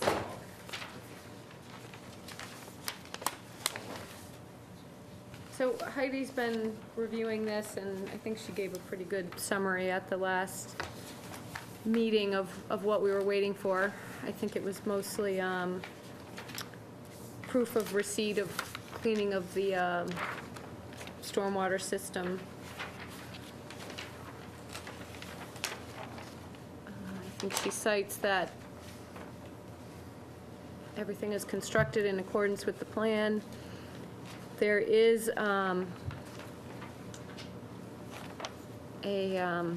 encroachment on the easement for the drainage, which you can see. Somebody's batting cages are constructed in the drainage easement. The open space on the property is part of the PRD, so that won't be conveyed to the town until the entire project is complete. It isn't something that... Batting cages should be removed. They're gonna be within the easement. Yeah, it's definitely something that needs to be addressed. I don't know whether it needs to be addressed as part of the COC. It's not an illegal structure under the wetlands portion of the project. No, but certainly before the town accepts Right. land, the encroachment should be removed, yes. Correct. I agree. I don't-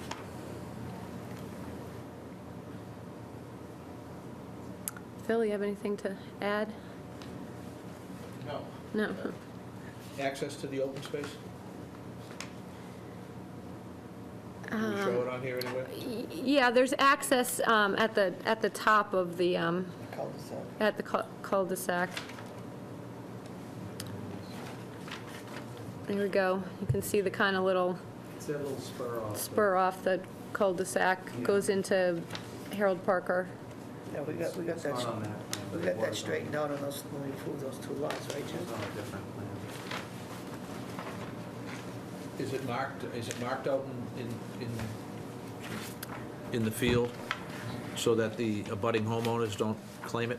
That's something that we conditioned on the lot, well, it's on the Lot 16 plan, but there will be a kiosk located up here. One of the things that the developer asked us to wait to locate the kiosk up there until the homes at the top of the cul-de-sac were developed, because they were getting people hanging out up there, Yeah. and they didn't want to see any vandalism, so they asked us to wait until things were pretty much done construction. Yeah, just, that can end up, it sounds like not a very big deal, but it can end up being a big deal. There's an access point out on Lacey Street.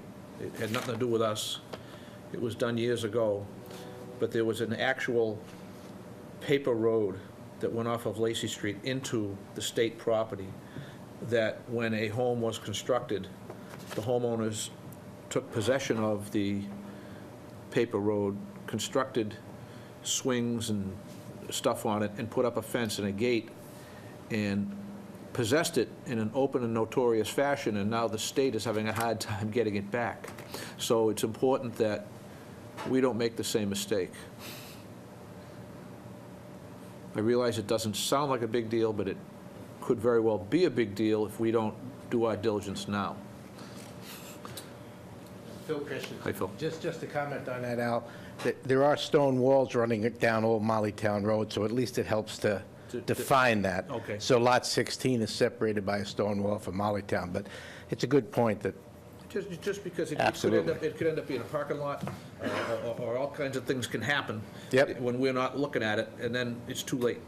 yeah, no, it's a good point. Thank you, Phil. And the trail signage is actually up and out there. Okay. Well, the batting cages where it's not jurisdictional. We can't really act on it. It would be up to the town to do it. I think it's up No, to the planning board on it's their up to them release to and do town it. acceptance to address that Okay, issue. I don't want to hold up the COC for something that's not in our Is a jurisdiction. batting cage actually considered a structure, though? The way it's constructed, it's This a thing's pretty structure. impressive. Yeah? Is it like the green It's like- monster at Fenway? It's like Fenway Park. Yeah. Yeah. Well, then, someone, I agree, it's not our problem as a conservation commission, but somewhere in town, it's somebody's problem. Planning board or Probably DPW, if they ever have to get it's a access. drainage easement. Yeah, that will be shown on the acceptance plans that we have to submit to the town as an encroachment, so hopefully, At some point, I agree, though, it's not our problem, but right. somebody's gonna be concerned about it at some point. Absolutely. Hopefully, they're wise enough to look at the plans and determine there's something in the Well, way well- required to be removed Well, before they accept it. You know the definition of temporary, right? Until they make you change it. So, All right. Any questions? Motion? Was there a stone wall not constructed?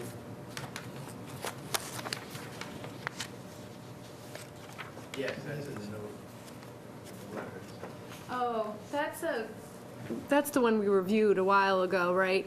There's no need for that stone wall. There's already a stone wall there. It's just not it's one of the old existing ones and not the one that's on the commission's plan, isn't that the case? And then the area is densely vegetated in such a way that that's where all the pine. Is that the isolated wetland that is shown on that sheet 202? Yes. So the stone wall, you can see, runs along, The other side of it. right through the wetland, basically. It was never proposed to be moved. All you would be doing would be constructing a stone wall in front of it. You're right. I do remember that now, and it was a long time ago. Well, that was when, remember, we were being accused of planting pine trees. Yeah. It's probably back when you were chair.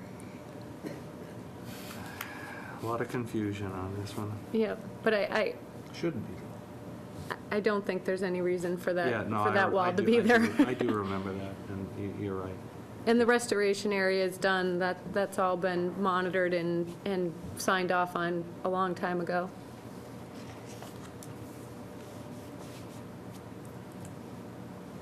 What's that? Yeah. Yes, I'm sorry, yes, all set, all set. Deb? Sean? All set? Motion? I move that we approve that we grant the certificate of compliance for 242-1296 Mollytown Road. Second. All those in favor say aye. Aye. Opposed? That's unanimous. Thank you, Phil. Okay, next one is 242-1437, a COC request for 250 Farnham Street.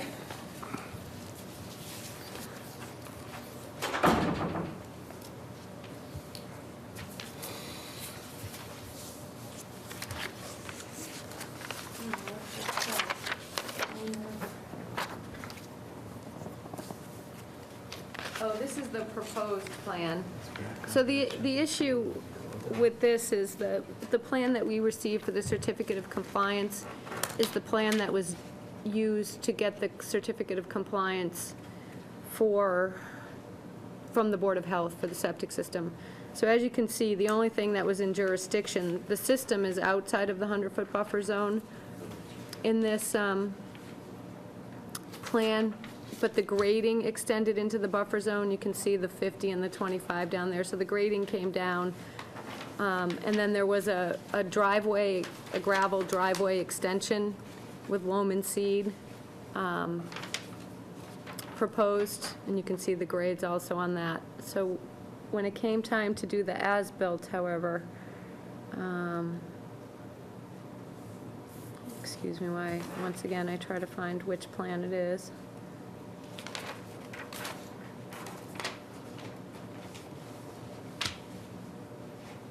RCG, of grids.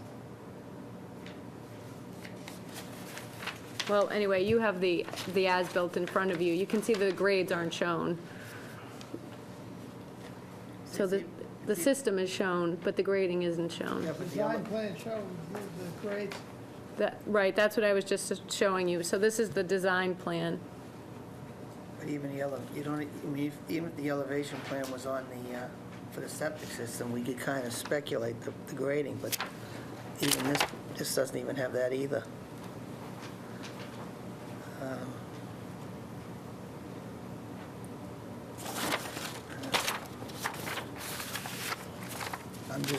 My problem is I'm reluctant on, we try to stay consistent with having elevations. I don't know if that's a 2-foot fill, a 6-foot fill, or I don't think it's an extensive fill, but I don't know if Heidi might have. I mean, is this acceptable to the Board of Health? For their acceptance, they don't show the final grading? I think it was, like you said, Board of Health did approve it, right, Jen? Yeah, Board of Health gave approval Without for the the elevation, system. without the elevations of the septic system? Well, they get more information. There's probably somewhere on this plan, the information is provided. That's the one that we have? I can give you the full size if you want to see that elevation information. Septic system, okay, here it is.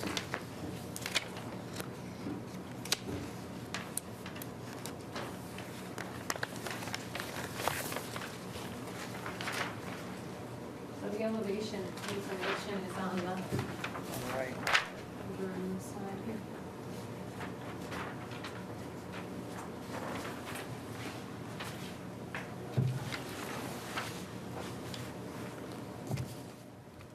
Tough to read that.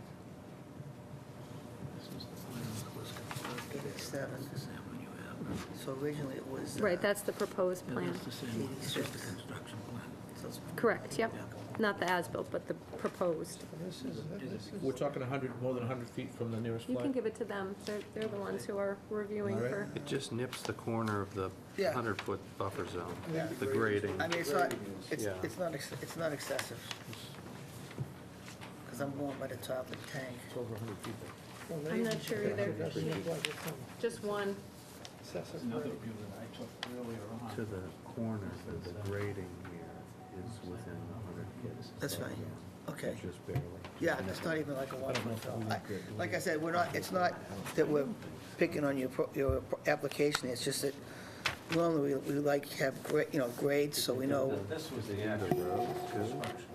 Right, but this is the as-built that we have to keep on file. So that's the only difference. But from looking at, well, you can see the picture, he's got a picture, it's almost flat. And looking here, it's not even a 1 to 2 foot fill maximum.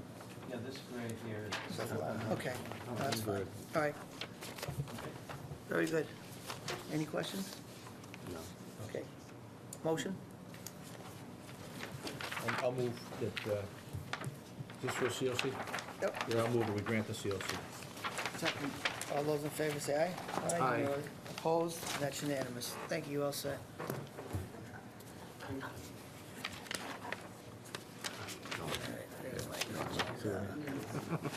We didn't have that picture earlier today. Next one, 242-1569, 171 Brentwood Circle.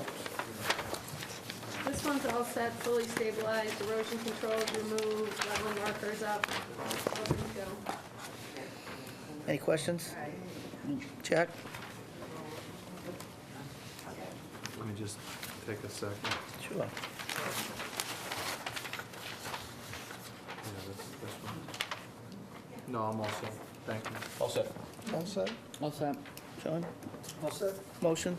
Recommend issuing a COC for 242-1569, 171 Brentwood Circle. Second. All those in favor say aye. Aye. Opposed? And that's unanimous. Next one is 242-1563, 950 Great Pond Road. This was the one you had asked for, the additional fence to be installed.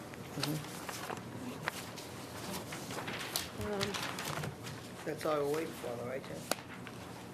Did we ask for fence or did we ask for a wall? What was- No, we asked for the fence. in this particular, there was a wall in other locations, but this was up close to the road Gotcha, On the other side of the fence is barbed wire. gotcha.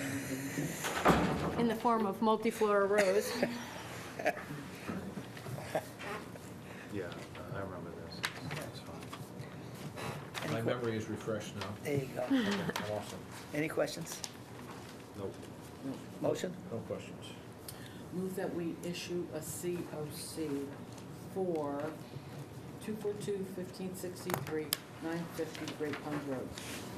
Second? All those in favor say aye. Aye. Opposed? And that's unanimous. Next one is 242-1608, 120 Campion Road. Spot on, all set. Any questions? Motion? Recommend issuing a COC for 242-1608, 120 Campion Road. Lou, do you want to take any questions from the audience? I don't know, yeah. It's pretty full. Might take a while.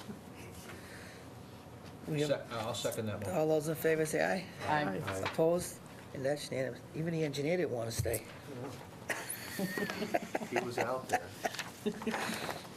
Next one is 242-1589, COC request for 1077 Osgood Street. Not ready. Their erosion controls are still in place and likely now frozen in place. They need to get some wetland markers up at the back of the site.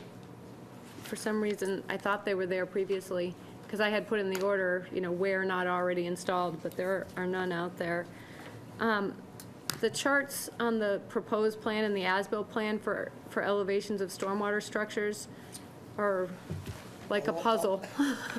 That's not acceptable. So I asked the engineer to get me some kind of chart where I could compare one set of structures to the other. There are discrepancies, and this is one of those projects where Lisa said things needed to be spot on. I don't know if you want to wait to receive the revised documentation from the engineer, or if you want to request Lisa's review now. They're not here to sort of say one way or another, so maybe it's best just to wait, but. Oh, we have to wait. You said it's not ready to be voted on, so we're just going to continue it? Yeah. And so I would move that we continue. Can you communicate with the parties in the meanwhile and just figure out what you need for data? Yeah, I guess I'll consult with Lou when I get the new table. If things appear to be more off, then we'll probably have to send it for The review. plans with the designation for the catch basins Yeah. are different. And you couldn't coordinate one from the other. Two different engineers, right? No, Probably. same engineer. They just, Really? That's what was interesting about it, why you wouldn't just replicate the same Yeah, it table was on the the same new plan. plan, on the as-built plan with I the guess new. I can't answer that. Okay. yeah, it was very, we started on it, it was very confusing, so we said, Well, let's not get confused. No. Let's just continue. we're taxing our help. All those in favor say aye. Aye. Opposed, and that's unanimous. Alan, Sean. Okay. This bylaw revision, we, No, we're on the Oak Ridge Conservation oh, I'm sorry, I missed it. Restriction. Okay, Oak Ridge Conservation Restriction. So this is the Meadows. And so they're trying to get their project closed out. You can see the sort of whole phased Meadows subdivision to the top of this plan. This big piece, which is mostly wetland, does have upland along the backs of the houses along Turnpike Street, will be the conservation area. When they originally submitted it, they had no sort of reserved rights if they wanted to ever do anything on the parcel. So I took the reserved rights from the Woodley Conservation Restriction, where we said we really didn't want any activity, but yet they should still keep some rights to be able to do ecological things, like maybe remove invasives or do some cutting if like a species of tree that was in there all died or some, some kind of activity. So they added those reserved rights in, sent it back to the state approved it, so at this point, it's ready for your signatures. It's been vetted by town council, vetted by the state, vetted by me, circulated to you. I don't think anybody had any comments on it when it went around. So that would just be a vote to sign as written and approved. So, You need a motion for what? To accept the conservation restriction as drafted. Okay, so moved. Second. All those in favor say aye. Aye. Opposed? It's been moved and second twice. Twice. Yeah. So pick one. Pick one of them. We wanted to make sure this was voted properly, so we did it Right, twice. right. Definitely been accepted, no doubt about it. Okay, now we can go to the bylaw regulation. We got to go to push to shove here on this one. Jen's going to talk to Lisa about it because Joe had some issues with some of the stormwater stuff, and he's just too busy, and so I think we should go by Lisa's recommendations and Jen and get this thing off our sheet because it's been hanging around for like an old sock. No problem. Do we have to appropriate any money to hire Lisa? I think there's some outside professional services funding available. Okay, whichever way. If you need something appropriated, we can do that too. So this will, we'll have it, hopefully get it done by the next meeting and get it off our plate. Because Jen's been trying very hard, and I know Joe's been trying very hard, and Doug reviewed it. Why wouldn't we use a resource like Lisa? We came close a Well, couple I times. think there was a question on one of the stormwater regulations, where there's a separate bylaw for stormwater regulations. Right. And then they're included by the planning board and by the conservation commission. And she wanted the stormwater regulations incorporated into our bylaw, into the planning board's bylaw, as well as have it sitting as its own bylaw.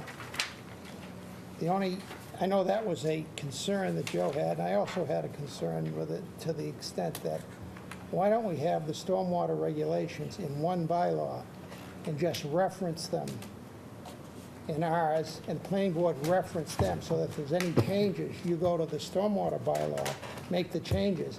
You don't have to make changes in 3 separate bylaws every time you make an adjustment. That's, I think, was a question that Joe may have wanted to talk with Lisa about. Right, and I But- think that's what we need to get to the bottom of, is how do we do it, rather than repeat it in 3 different... I would rather see it stand on its own legs, in its own bylaw. And then if there are any changes that need to be made to it, then you make it in that bylaw. And then our regulation would reference that bylaw, that you got to comply with the terms of that bylaw. And so with the planning board, do the same thing, so we're not stuck with, regulation. Then we got to say, well, how many bylaws are there in? So we made a change here. Pretty soon it's going to get out of whack. And it seemed to me it would be simpler to have it in one place, and then everybody go to that location for it. As long as the regulations are readily available online, I mean, the engineers can go to them, and Yep. so it's not a problem. So I would recommend that we do it that way, and also talk with the planning board to suggest to them that they do it that way, see what their thinking is. But Okay. before we close on it, we should probably have that discussion, with Lisa and with the planning board, so that we're all on board with this, with the same concept. Okay, we can start our conversation there, yeah? Because we got to start somewhere, because all we seem to do is just continue it every time it's on there. Okay. We need So, a motion to continue, so we don't have to... I'm working on it, Donna. Okay, sorry. Deb motions. Second. Sean seconds. All those in favor say aye. Aye. Opposed? That's unanimous. If I was slacking, Deb would have been kicking me. I can't because your cane is in the way. Is it? Lou, Oh, Don is yeah, a tough taskmaster. He moves us right along. All right, so now we're going to the decision for, We have one decision, right? yep, Yep. 242-1588.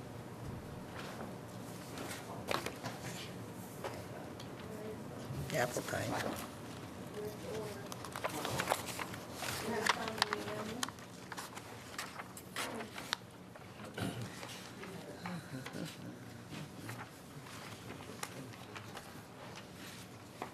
So I just received the O&M plan update was sent to me last week, but for some reason I never got it. He even cited the date and time and everything, he sent it to me, but, so I just received it today, so I need to add that in to to the operation and maintenance plan, there will be a second line with the update to the O&M plan on page 2.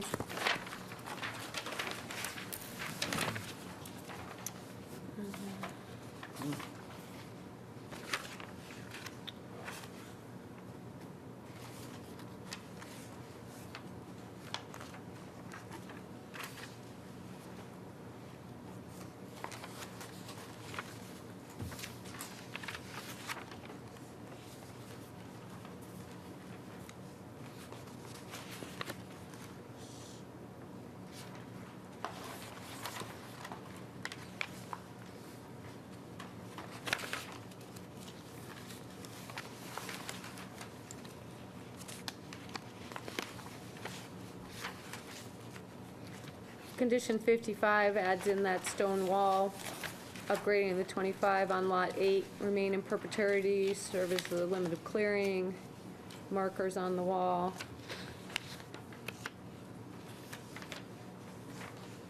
Just one question on this project, Jen, that Al had talked about those swales. Yep, so condition 59. Is that where it's at? Okay. Individual rain gardens are proposed on lots 3A, 4A, and a driveway swale on Lot 8. Any modification of the design will be subject to approval by the NACC. Homeowners are responsible for ongoing maintenance of these structures in accordance with the O&M plan in perpetuity. Okay. That condition's also cited in the ongoing, which would be cited in the COC, which would then be recorded. Thank you. Okay.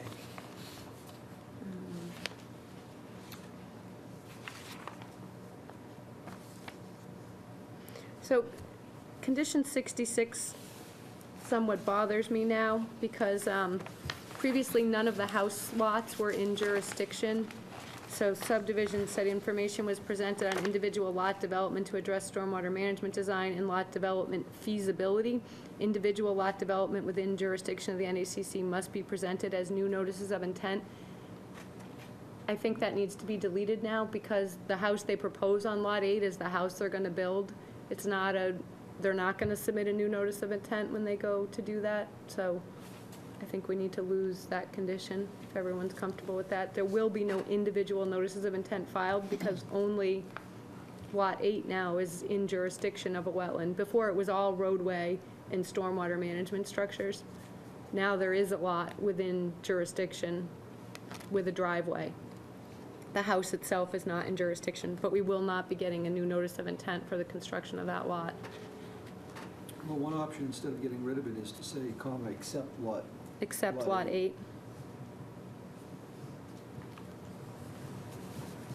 Okay, can do that. I'm looking for the, where I said the planting plan would be native.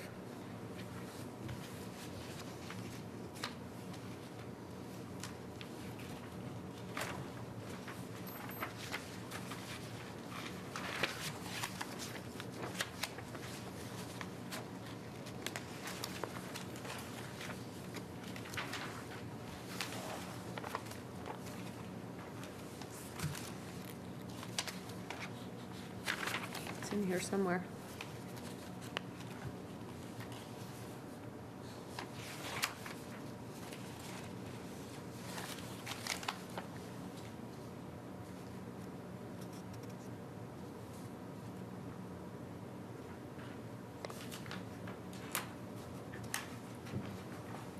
Is it a during construction? I don't know, I can't find it now.